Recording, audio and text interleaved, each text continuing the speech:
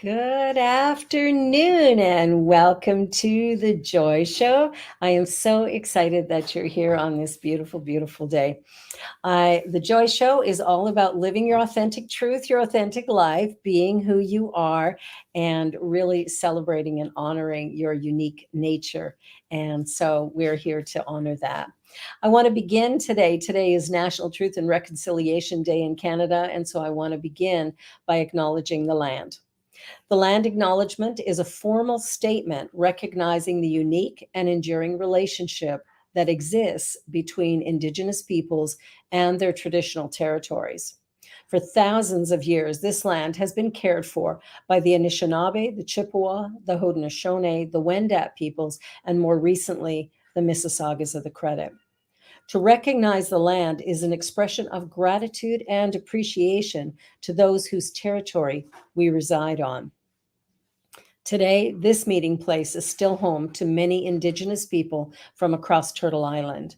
It is important to understand the long-standing history that has brought us to today and to seek to understand our place within that history. We are all one. So let us just pause for a moment to be grateful. Miigwech. Well, I'm delighted today to have a whole rising superstar with me today.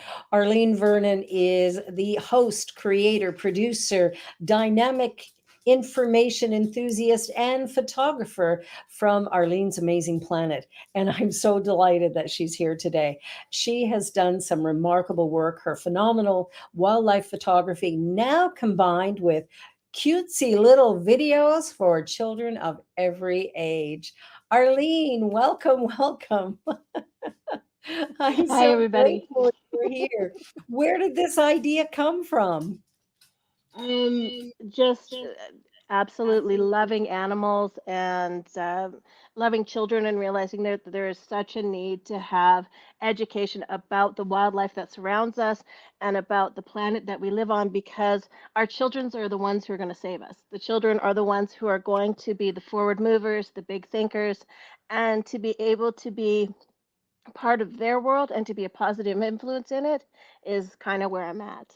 Oh, beautiful, beautiful. And I'm going to get our producer to put up one of your little clips here. This was the first one I'd ever seen, and I just absolutely love it. Oh, my lovelies, this is a red-tailed squirrel. How cool is that? A red-tailed squirrel, believe it or not, can come in black and brown. I did not know that, seeming that its name is red-tailed squirrel. But nonetheless, maybe its tail stays red.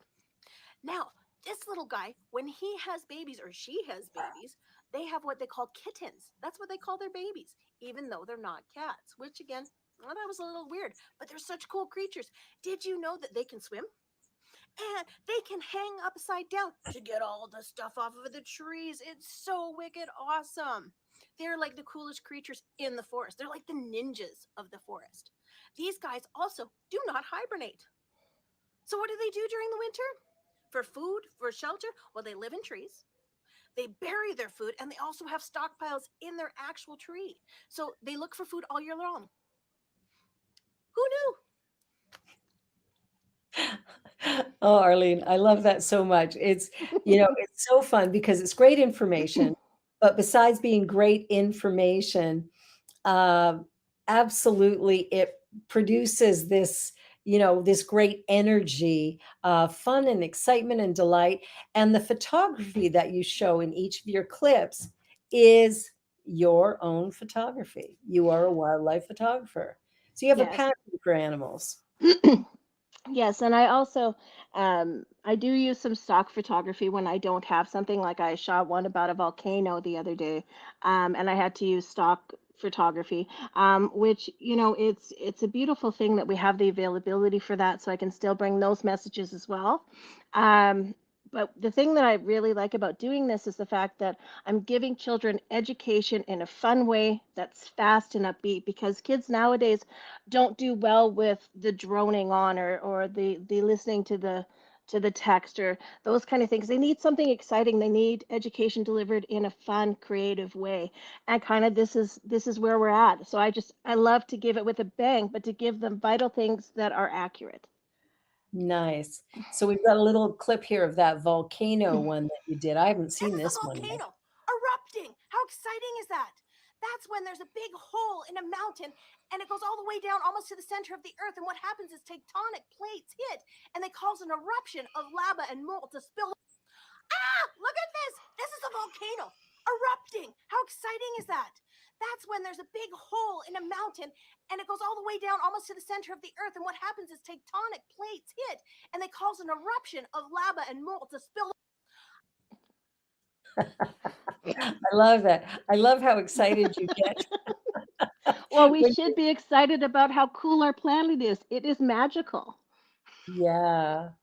Yeah, it's interesting because I think sometimes we look at some of the things that are going on and we're not really paying close attention. And I know sometimes in school, kids get a little bored with the way things are presented. So I have shared your clips with some teachers that I know in the hopes that they would share it with their kids in the classroom because I think, they're short, they're informative, I love it. So tell me a little bit more about, some of the ones you've done and what you hope to do in the future. Well, I mean, my goal is to be able to reach levels where I'm reaching children all around the world and allowing them to see, even if they can't see the magic that's around them in the moment, that maybe they'll start seeking it out. They'll start seeking out that information, start seeking out that excitement, because I mean, that's where I draw from is the excitement of when I was a child and when I would see something happen and it was for the first time and how magical that was. And I just want to open up their worlds to say, hey, like there's so much to be done here. And I mean, it's not easy trying to fit it in 15 seconds and 60 seconds. As you can tell with my volcano video, getting the vital information in such a short period of time. But if it reaches, 10, 20, 1,000, multi millions, I mean, I just want children to feel loved, appreciated, and to know that life is fun, should be fun, and we need to look at it with awe. Yeah, I like that. I like that a lot. It's interesting. And for anybody who doesn't know, Arlene is my eldest daughter. And she is just a remarkable individual, as you can already tell. So talented in so many ways. Yeah, I'm in awe of it. Who So, knew? who knew? Who knew? I can't do it quite as well as you. Who knew? But what's wonderful is, when I look at your photography and when you started doing these videos, I got so excited because learning about all these different ones, and so they're all on YouTube Shorts, right? Yes, That's I yeah. So this have. is a whole new thing on YouTube, and you've put them up on TikTok too. Yes, I've done YouTube Shorts. I've done one YouTube video, um, but I've put it on Instagram. I've put it on TikTok. It's on Facebook Reels. I just wanted to make sure that I was putting it on every media source that's sort of typically used and that receives that kind of thing where I can put my effect out there. So Yeah, all the I think platforms. well, that's the way to get it out these days, right? Is to make sure that it's kind of everywhere so that wherever people are, and I know TikTok is a really happening place at the moment. It seems like that's the one of the more important ones right now is everybody is on TikTok doing interesting things.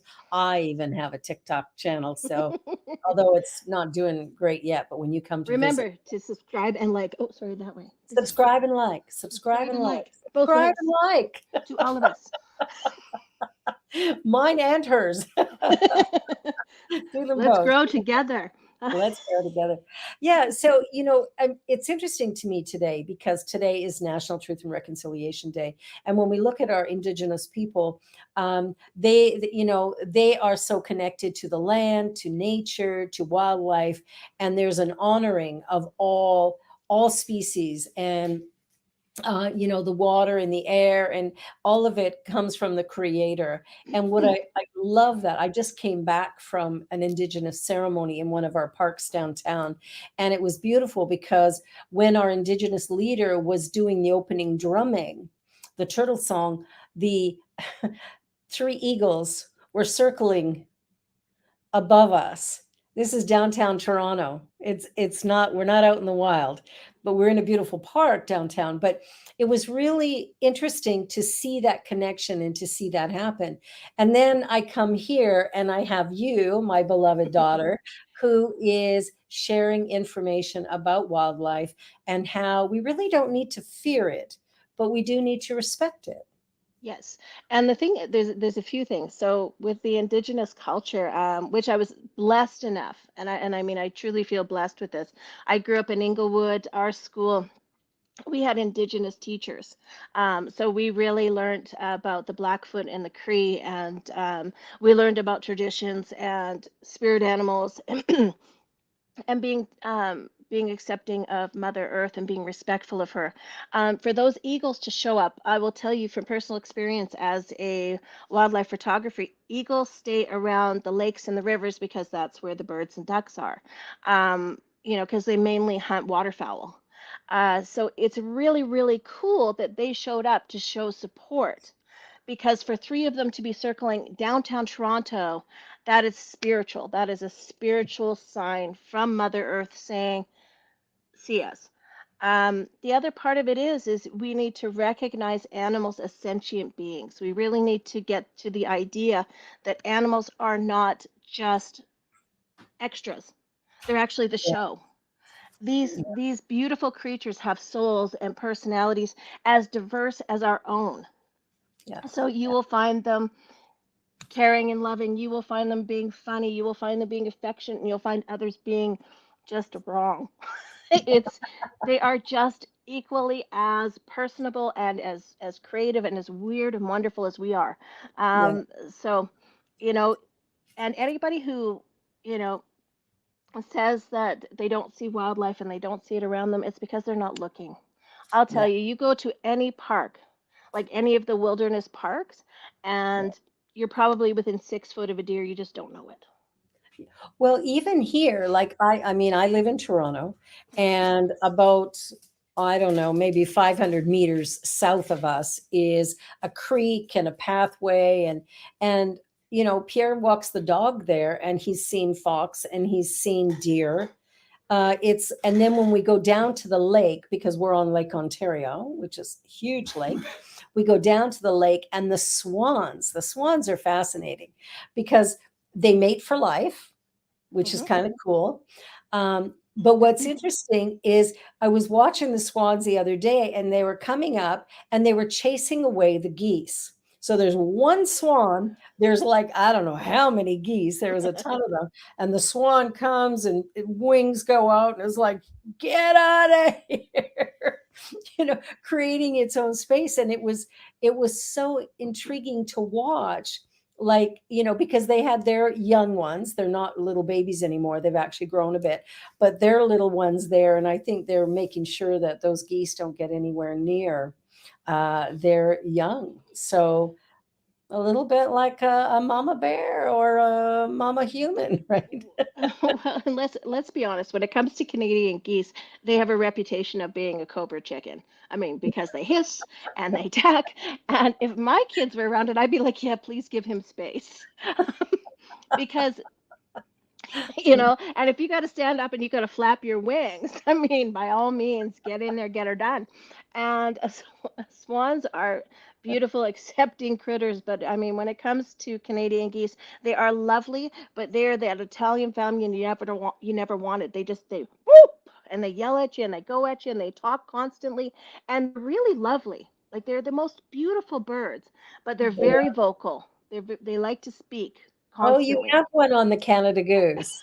I do. It's extremely short You and might, to the people, you point. might need to turn your volume up a little bit for it because we're finding that the volume on the videos is a little bit low. But let's see this one, Dea. Canada goose, also lovingly known as a cobra chicken because they will hiss and lunge at people who come close to their babies or their mate that might be in a nest above you that you don't get to see. So they're not that bad, just doing their job. Beautiful, beautiful. And it's interesting.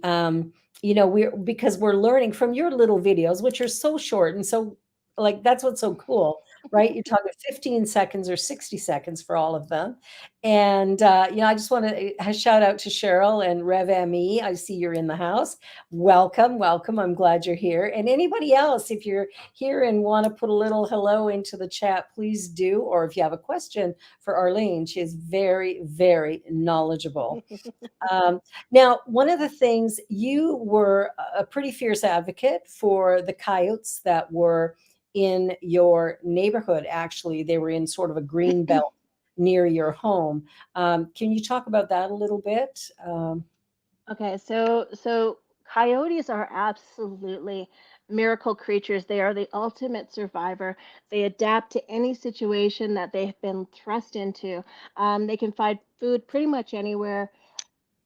They are the best for eradicating rodents, and they are extremely tolerant. Although people don't believe this, they are extraordinarily tolerant. I watched the ones in the back as dogs chased them for a quarter mile. I watched them as people walked back and forth. They are extraordinarily beautiful animals.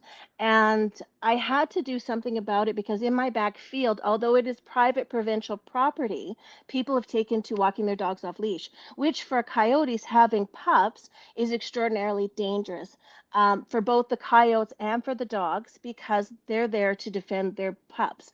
And I watched children chase the pregnant female with their dog, not thinking of the consequences. And I obviously went and talked to these kids and said, you know what, don't do this. This is extremely dangerous. But if you give them their space and you understand that the coyotes, what they do is they'll protect where their mates are. And what they do is they escort you out of their territory. Now it's called escorting. They actually will walk you out of their territory. They will do it in whatever means necessary. So I've never it's heard that before. yeah, they're wonderful, wonderful creatures, and they're extraordinarily respectful to people. If we would give them the equal amount of respect around March and April, we would have very few coyote conflicts. Right. Wow. And we've got your little video clip here as well. Hello, my lovelies. This is a coyote. Coyotes are very, very cool creatures. They are like total survivors. They survive pretty much climate, habitat change, everything. They are the ultimate go with the flow animal. And they're omnivores, which means they can eat fruits and vegetables and they can eat meats, which is really cool and also makes it very easy for them to adapt to new surroundings. They pretty much eat whatever's plentiful in the area, which is awesome. So if it's fruits and berries, that's what they'll eat. If it's mice, that's what they'll eat. They're very cool. They also mate for life. Did you know that? It's just like mom and dad. They get married, that's it. They're married for life. They are so committed to each other. It is amazing. They also co-parent. One will hunt, the other watches the babies, vice versa. It goes back and forth. They both do equal amount of work. And they can make up to 11 sounds. That's why they're known as the song dogs because they constantly sing. Who knew how cool these guys were? I love that. I love that. Song dogs. That's amazing. That's amazing. And that's the thing. That when you come to understand, it's important. Julia just put a comment in the chat. They're amazing, but they have even entered backyards. In one case, the dog investigated in the hedge and the coyote nabbed it. Sad. I'm not sure why this is happening. These things happen sometimes where, and this is why it's important too, to not let your dogs run. And especially, like you said, in the springtime, when they have their babies coming along, they're going to be much more protective than normal for sure. Yeah, and to tap into what she said, it's very rare that they would go into someone's backyard. The gate would have had to have been opened because they don't really jump fences all that much. They're kind of lazy.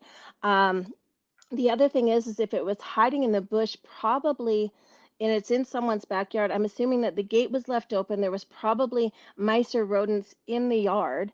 And basically, what happened is it was probably hiding in the bush, and the dog spooked it, and it just went off.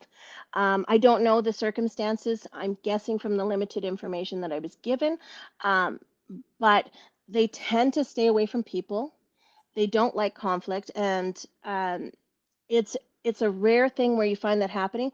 But having said that, with all of the dogs off leash taking over a great deal of their territory, and sort of forcing them to look for different food sources, because if they're hunting mice and they're hunting other things, and dogs are continually throwing them off of their thing, or people are encroaching on them where they can't hunt, it makes it very difficult for them to find food. Right. And And just like us, we have to survive.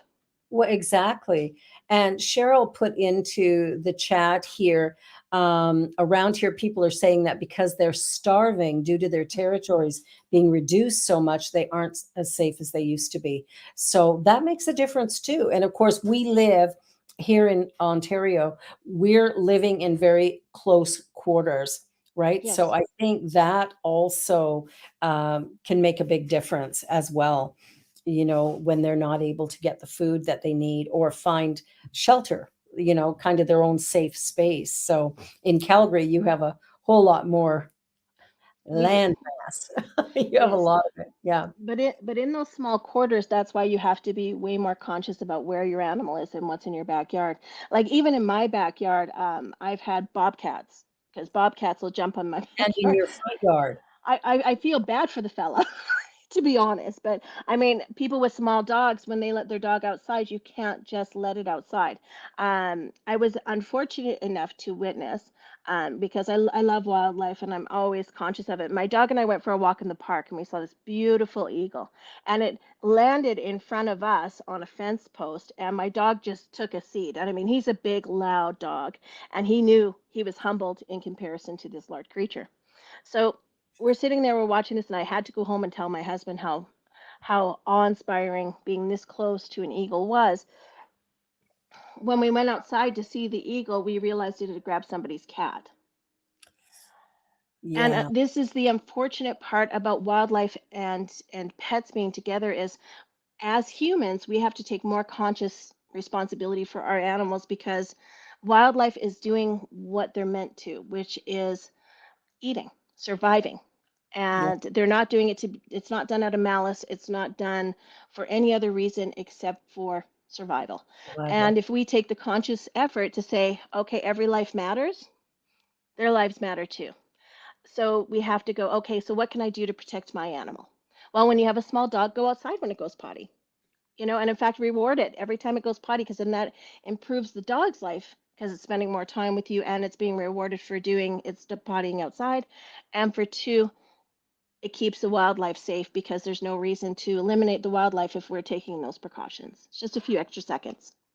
And I think too that it's important to recognize that there is a balance on this planet that must be maintained. And whenever we sort of kill off a species, whether it's mosquitoes, Yeah, wasps, bees, whatever, anytime we there's sort a of kill price. off a species, we create an imbalance in nature, which then causes other challenges along the way. So this work that you're doing is really important, and the photography that you do is really outstanding.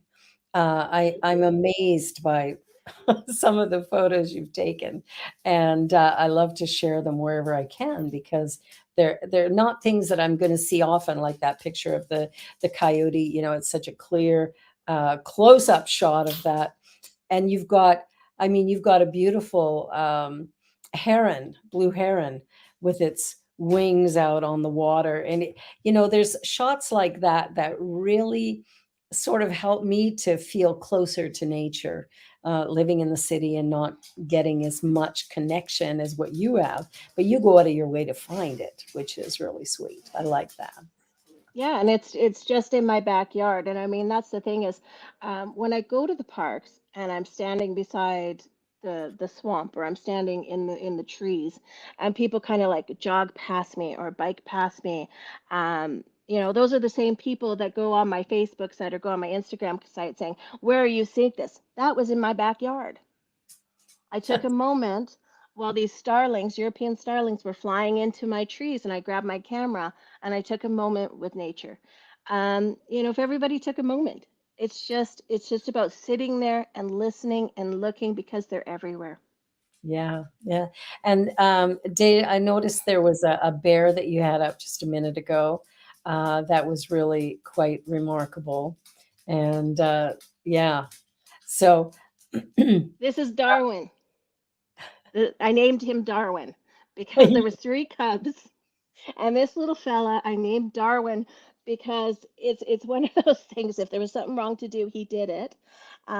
We were parked quite a ways away from him and his family, but I watched this little guy try and get onto the highway multiple times, honked my horn to get him to go back down below.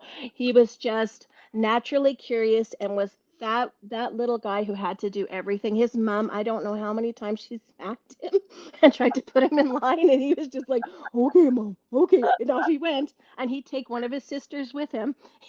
But oh my good goodness. to hear is 2 years later, after I took this photo, because I didn't know if this little fella was going to survive, because he was just too curious. But I saw photos from another photographer friend of mine of the three of them together, and they were still doing well and had flourished. So it was Wow. lovely to see. That's awesome. Well, you're watching The Joy Show, and I'm Barbara Schreiner Trudell, and this is my eldest daughter, Arlene Vernon, who is doing videos called Arlene's Amazing Planet, and she's providing her photography of her amazing wildlife photos, and also, some stock images like with the volcano. But we're going to go to a commercial break, but don't go away. We will be right back with more fun facts about wildlife.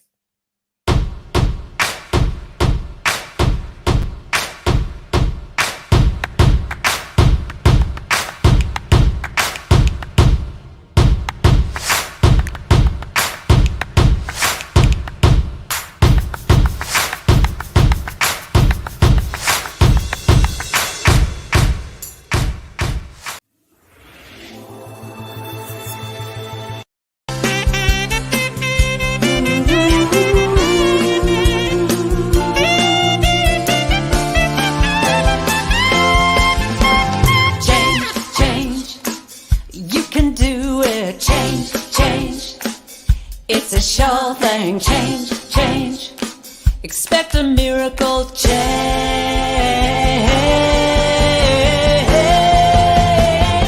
Watch me change when you change the way you look at things. The things you look at change when you change the way you look at things. The things you look at change when you change the way you look at things. The things you look at change when you change the way you look at things. The things you look at change.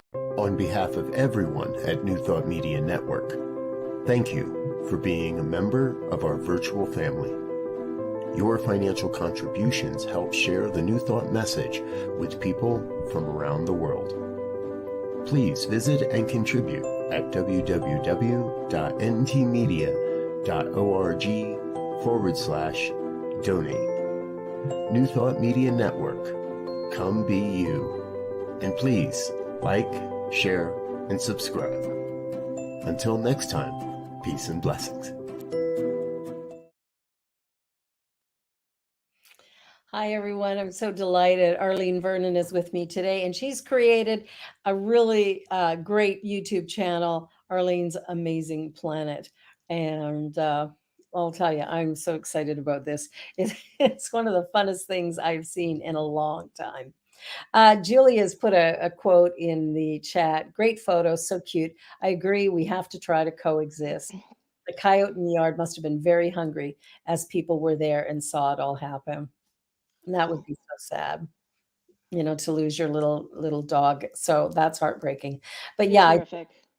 yeah, and these things do happen. So tell me, what is it, sort of what is your great dream with this? I mean, you're doing what you love to do, and it's so obvious from what I've seen and how much I know you. But what is your hope for this moving forward? Where do you want to take this new venture of yours? Ideally, I honestly want to bring awareness to the fact of how important wildlife and our planet is in general. Not only do I want to build wonderment around it and stuff, but I want to build a platform that, we can allow people to be educated on how we can support wildlife, and give them a home. Because I don't know if you've ever seen this documentary, but there was a beautiful documentary done a few years ago. They had removed all of the wolves from Yellowstone Park, um, Yes. because oh well, they pack and they're strong and we're scary, and fear is one of the biggest drivers in the human condition that is working against us, because blue jays are vital because they eat seeds, they plant seeds as they go to the bathroom. Like coyotes are important because they get rid of rats and mice and other things that infect our world, because they will go into your house if they go, because they are meant to flourish, right? So rats and mice will just continue to get bigger and better, and that creates disease and everything else in our world. So when they removed these wolves, basically what happened is because the the prey that they were feeding on uh, multiplied immensely because there was nothing to hunt it. And what happened is it turned into a barren, desolate place because all of the greenery was eaten away. All of the stuff that it came that would normally sustain was gone. And everything started to blow away and the earth started to fall apart. And it's all because we removed the wolves who were hunting the deer, who were hunting the rabbits, who were hunting the mice, and allowed the gentler, kinder creatures to not have that. Um, Clear the land. so we really have to find that balance. And my goal is to find that balance within us and to understand that when we plant bushes in our house, when we have grass, because one of the new phases which just kills me is people putting turf down instead of grass because it's easier to maintain. Mm. Well, that grass is where rabbits lay their babies. They lay their babies in these little itty bitty holes in our lawn, so we always have to be conscious when we're mowing our lawn that there isn't rabbit babies there. But those rabbits are hugely important in our life because they supply. Like everybody, everything has a purpose, not only people, but animals too. And when we put turf in our backyard, we get rid of our trees.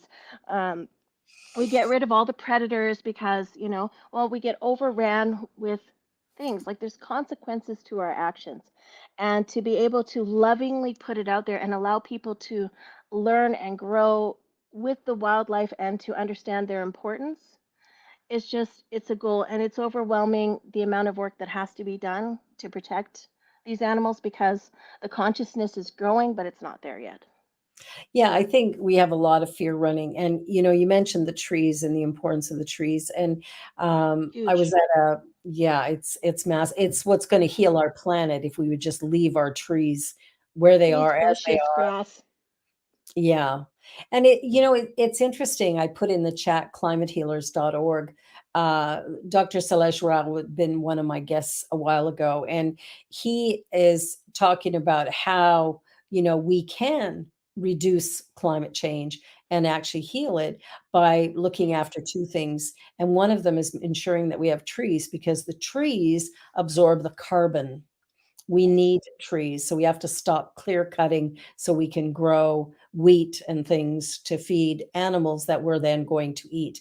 I think we have to find a new balance and a new way of doing that. So, part and parcel with what you're doing is that Add everything value. changes. Yeah. And that Yellowstone video you were talking about, it was remarkable because they introduced what, 7 wolves. Reintroduced seven Yeah. wolves afterwards And it flourished so fast. within a It year. Yeah, the rivers came back. It's so It's a we delicate, delicate balance.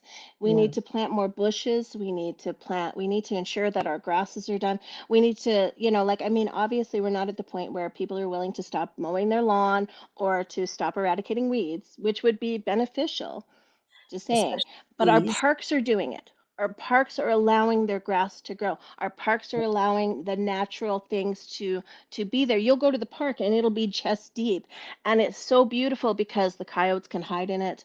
The rabbits have their holes. Like everybody has something to eat, and it's allowing our wildlife to flourish. Yeah, we It's a have beautiful a thing. strip of land Pierre was showing me in the middle of Scarborough that runs all along, and it's now been declared a meadow and cannot be mowed. And it's like, right in the middle of, big busy neighborhood and lots of traffic but this is, sacred territory. And I think we're Yes, starting to learn that we have to create a balance of all things: yes. people, wildlife, nature, the air, the water, the whole works. So this is exciting.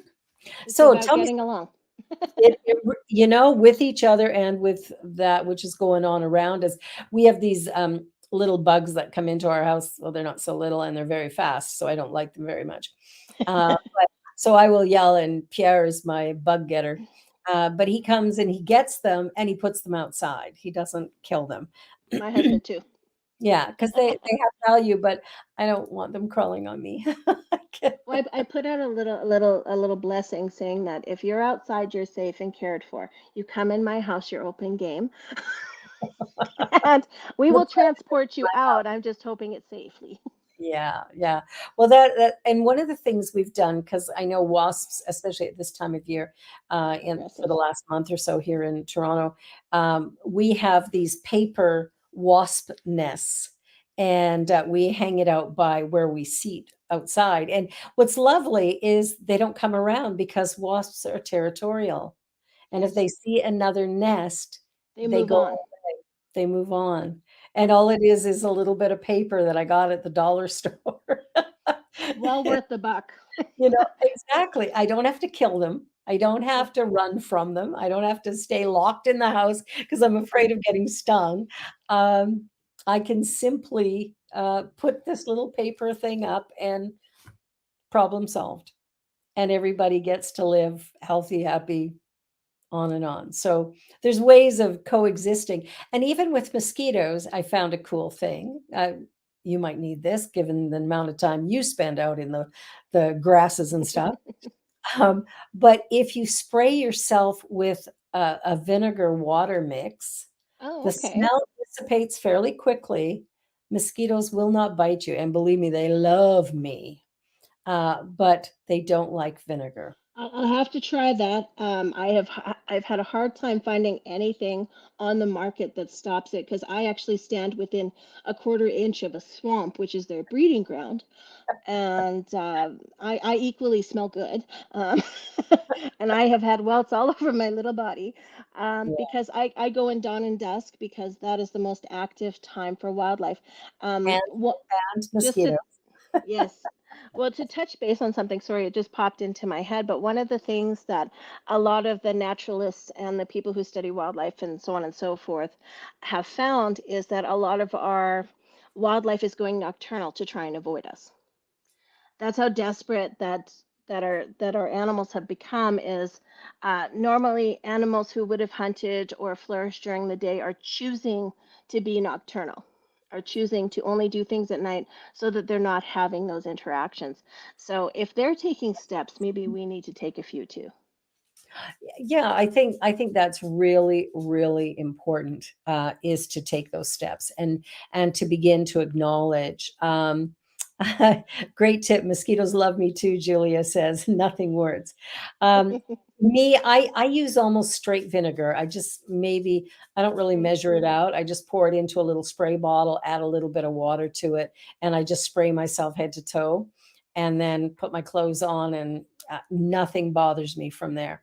And I carry it with me so that, I've got it. If I'm out for a number of hours, I might reapply it to the areas that are out. But they love me. I get eaten. I get, 40, 50 mosquito bites by being outside 15 minutes. So I really like to have that. And vinegar isn't going to harm my body. It isn't going to harm the environment. And it doesn't harm the mosquitoes because they don't come near it. So, And another thing that's really good is eating lots of fruits because they don't like the citrus in our sweat that comes out. Ah, okay. Fruits are Well, really good with that. Citrusy fruits like lemons and oranges and limes and stuff like that. okay. Well, see that that's what's fun about a show like this is we start to learn all kinds of cool tips. Julia also talked about I'll tell you, my language today.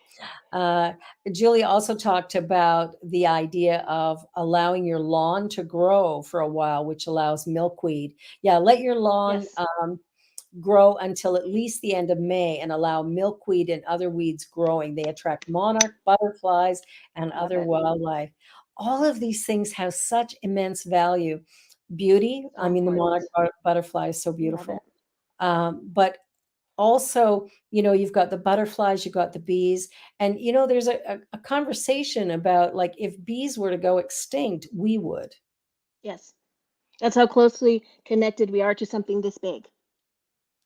Like, Oh, and I'm telling you, the more we start to learn these things, and like she said, let your backyard grow. I did it this one year. Now my dogs are in the backyard right now, so nothing grows. I've got a few bushes and a few weeds that are really resilient. Um, but but you have we let seven our dogs. I have 7 dogs, so it makes sense. Um, but what happened was when we let our grass grow, is we ended up with dragonflies mating and actually having their babies and everything else in our backyard because we did what she said. We let it grow for, I think it was like 4 months. We just let it be. And you would walk in the backyard and it was like having fairies float up all around you. It was ridiculously cool. Wow, I have to check my backyard. It's a little overgrown right now, so it's probably doing really good work for the That's bees good. and dragonflies and the I'm not sure my neighbors love it so much, but No, but that's okay. but they love us, so that's sort of that's That's a okay. trade-off. That's a trade-off, yeah. But I think we come to understand that there is a way of being in the world that not only works for us but works for life itself. And I Yes. I think that's a really important thing to begin to look at is that it really is important to acknowledge the land. And this is where, Hmm. we really harmed our indigenous family Yep. by taking away their culture, their language, and forcing them to live in a way that was completely foreign. And now as we try to go back, there's a lot of healing that has to happen because we've done such immense harm that recovery doesn't happen in a minute. And it's going to take us giving, over and over. When I was in ceremony this afternoon, it was it was heartbreaking for me to consider what my ancestors have done here that came here first and to look at the damage that was done to our indigenous family. But we're doing it with our land, we're doing it with our air, we're doing it with our water, we're doing it with wildlife, we're doing it with each other. And And that's where we are as a society right now is coming to a consciousness of repairing our past.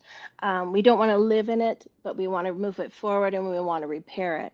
yes, The beautiful thing about the indigenous culture is the respect that they had prior to us for the land, for its animals, allowing things to live in a free, natural way.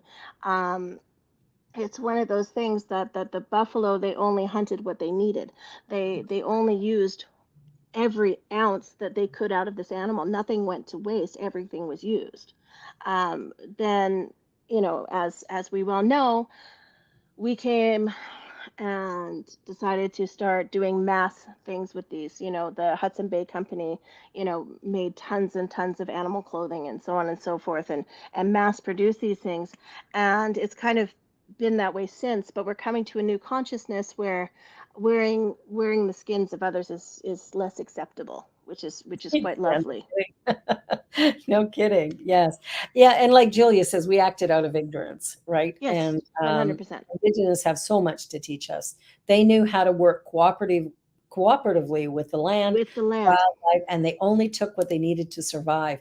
And that's the difference. We go That's a down to huge difference. Loblaws, or you in Alberta go to Safeway, and we've got meat and We dairy. separate ourselves from it. We got tons of stuff, and most of it's going to go in the trash. There was a video done, I think it was through YouTube about 5 years ago, and it was somebody had exposed the amount of food that was thrown out into the back of in the back of the Walmarts, and they said, "Why don't you donate this? Like, why don't you put this somewhere else?" And they're like, "Well, legally we can't."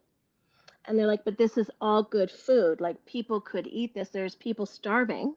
There are animals starving. There is a need for that food to not be put in a garbage, but to be put into where it's needed." And I Yeah, think we need to become more conscious. Now we're conscious about our plastics. Let's start being conscious about our foods. Um, absolutely. it's And there's there, but there's so much there is. I mean, there's more than enough food to keep everybody well fed for eternity. And yet easily. there's people who are going hungry, and there's no need for that. It's all about greed and fear. And one of the things I noticed is there are a few restaurants and stuff now that actually will pay their staff extra hours to, box up all the food and take it to some of these soup kitchens and stuff, or homeless shelters and things, so that the food is there for the people who need it. And I really love that. And I remember going at one time to a Tim Hortons to say, hey, the day old stuff you're going to trash, could we take it and use it even in our services, right? Because I have a spiritual center. And it's like, oh no, we can't do that. But you're going to Tim throw it in Hortons the is brutal for garbage, that. Yeah. but you're not going to give it where it could be used. And that to me is, like at some point in time, we have to, again, you mentioned earlier, fear. And hmm fear is a Let go driving, of fear. yeah, it separates, it causes all kinds of challenges. And I think we want to get rid of that idea of fear and begin to do what's right. Well, on that same idea of Tim Hortons, and I don't want to sort of group Tim Hortons as a whole, but the one that my son worked at, he was like, because he's a conscious thinker, he was like, you know, he was giving the donuts and stuff like that at the end of the night, which would have been in the trash. Keep in mind, in the trash, Yes. bagged them up. And because he worked downtown, took all those donuts, and there was probably 25 or 35 people out. And the owner honestly spoke about these people that my son was giving the donuts to like wildlife, like a dog begging for food. He said, if you feed them, they won't stop coming. If you feed them, they're going to be here every day, and we can't have that because they're dirty and people won't want to eat here because you're doing this. You're encouraging them to come around. And I remember people who fed pigeons and stuff and hearing that same talk. Well, if you come, they're dirty. They put feces everywhere, and we don't want them around. Or, when Kananaskis got rid of all the little baby rabbits because they bring in the predators. Well, they feed the predators so they don't eat your dogs and cats. But okay, let's get rid of them. Let's hire people to euthanize these rabbits because, anyways, the logic isn't there.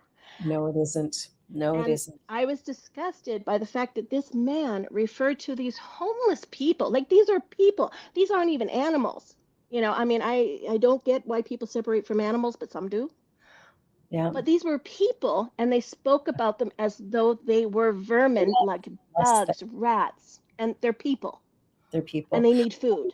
Yeah, I remember last summer when I was in a year ago when I was in Calgary for the summer, and Curtis and I were walking downtown on 8th Avenue Mall, Stephen Avenue Mall, and there was a woman who obviously homeless, and she had her cart and she was walking along, and she asked me for change, and I stopped and I reached into my purse and grabbed whatever I had and gave it to her, and we had a conversation, and she said to me, you're being so nice. And I said, well, of course. I said, but But by it's the not grace me. of God, I could be you. Hmm. right? And she said other people have been so mean. They spit at me and they call me names and they're just mean to me. And the thing is that, it's a very fine line between the luxury that we can live, the privilege that we have, and that person on the street. It can be, like look at what happened through COVID. There was changes where people weren't able to work, they weren't able to make money. Things like this can happen so quickly. Well, And and so, that's where COVID was a big learning curve for a lot of people. A yeah. lot of people were like, it's a curse, it's a this, that's the other. In a lot of ways, I saw it as a blessing because I Me think that too. it really put a light on what it's like to go from being big dog to no dog. You know what I mean? Like, and you saw how the wildlife flourished the moment that we disappeared. Nature was beautiful, so All of a fast. sudden everybody's out and they're wandering the streets and they're like, "Oh my God, what happened? This is great. I can We're eat safe. uninterrupted. This is We're safe. phenomenal." Wow. Yeah, everything flourished. It was, just take the human component out for a minute and watch what happens. And Julia was mentioning braiding sweetgrass. And when I was at ceremony today, the spiritual leader for the PWA here in Toronto gave me a heart made of Hmm. sweetgrass. It's so beautiful. I was so touched by that, and it's something that will go on my altar that I can continue to honor the work that he's doing, and the work that we all need to do together to find a way to coexist. It's time to coexist. We have to stop this idea of separation. It's the great illusion, and coming together, we can begin to find other things that bring great joy to life and living, like watching dragonflies, which I think Julia had mentioned. Yeah, the dragonflies, and also taking pictures of the weeds. She mentioned some of them are so beautiful. Oh my goodness. Yeah, Absolutely stunning. My husband takes a bunch of pictures of flowers and weeds. And it was funny because if it wasn't for the fact that I took a picture of this flower, I got my husband to take a picture, I should say that. He's the micro photographer. I do not have the patience for what that man does. He stands over a flower for like an hour and a half taking these shots and then layering them. It's crazy the it's dedication. But I took a photo of one flower and it was in the middle of Fish Creek Park, and it's actually a flower that is deadly to a lot of the animals and stuff in the area. So they came out and they removed it because they saw it on my page. So it's about awareness, right? Because I didn't know. I just thought it was a beautiful brown and beige plant, and here it was deadly to deer and everything else, and yet they still like to eat it. oh, isn't that interesting? But again, go back to predators. Yep, That plant, in a sense, is a one of the predator. predators, and all of it finds balance if we don't think we can remove all of it, right? The minute we remove everything, Yep. we upset the balance of nature. Yes. Well, this Uh, plant was somebody had. I, somebody had imported it. well, we've been getting because of global warming, we get a lot of unusual wildlife through. And what Mhm. happens with wildlife is they eat seeds and then they poop out the plant and they plant seeds because they dig for the worms and then they poop which plants the seeds, which it's a whole system. I'm not going to get into it, but it's a system. Yeah. It's awesome. But It's sometimes awesome. that's how you get some weird plants that aren't actually native to here. And we try to keep our lands to the native species of plants because that's what feeds our animals and keeps our environment safe. Wow. Julia was talking about Braiding Sweetgrass is an interesting book by Robin Wall Kimmerer. She and the students go for shopping trips in nature. So a very Love fascinating that. book. I'll have to check it out because, it's fun to read new materials and to, find different stories that, maybe you didn't know about. Even the story of the Black Panther, named, what was his name? Oh my goodness, it just left me. It was like a devil name. That does not make it clearer. No, well, there's video on, about this woman who talks to animals, can communicate with animals, and this black panther was very angry, was rescued, and the guy who rescued him was one who would, play and roll around with lions and all kinds of things. He was just so connected to them. But this black panther, Diablo, that was his name, Diablo the Black Panther, Yeah. and the woman came in to communicate with the panther and found out that he didn't like his name. He wasn't evil and bad. So they changed his name, and then he was proud. Makes me teary just thinking about it. Look up on YouTube Diablo the Black Panther and look at the story. It's remarkable. It is remarkable. When we learn how to come together, I think we change the world as people, as we we do. There's a woman in Thailand who runs a rescue for elephants. elephants. Yeah, Now, now elephants have been used for years, in circuses, for tourism, for glorified horses. Even then, but it's one of those things that they were very abused during these processes, and a lot of owners weren't kind. Um, we found it with monkeys and iguanas and everything else because the tourist industry is driven, because everybody wants to be close to animals. I mean, who doesn't want to ride, like sit in a pool with like a dozen dolphins, like exactly. um, I'm just saying that this Just woman as started this rescue.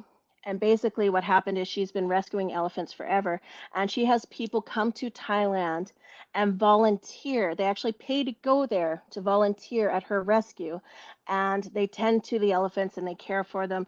And the one elephant was so damaged that she kept saying to her people that would come in, she's like, I'm the only one who deals with this elephant. I'm the one who works with him. There's a bond. And anyway, she had put out the warning and told people, and yet this fellow who came in just had this bravado that, he was going to heal this animal, he was going to make it better. And even though he had the right intention, he didn't make it out of that weekend because he went and he tried to get in with this animal. And this animal, you don't know its past, even though she had told him a lot of the yeah. monstrosities that this elephant had been through.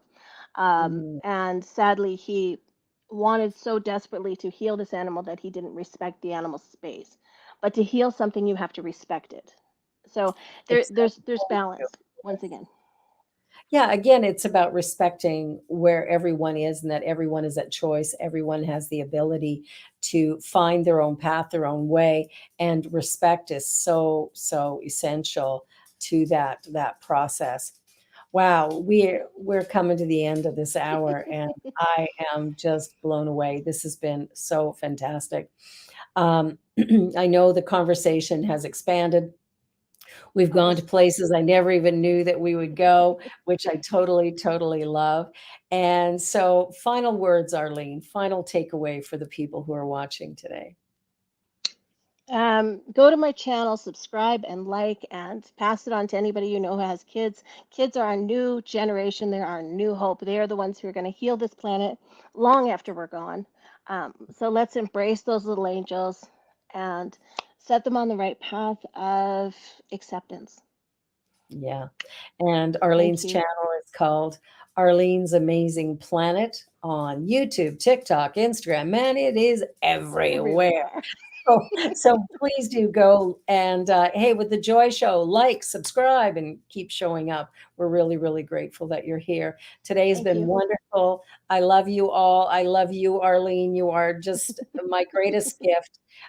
Who knew that a 16-year-old could have a beautiful baby girl who grows up so wonderful? Proof's in the pudding. Who knew? Who knew? I love you. Goodbye, Love you. everybody. Have a wonderful week. Bye. Take care. Bye for now.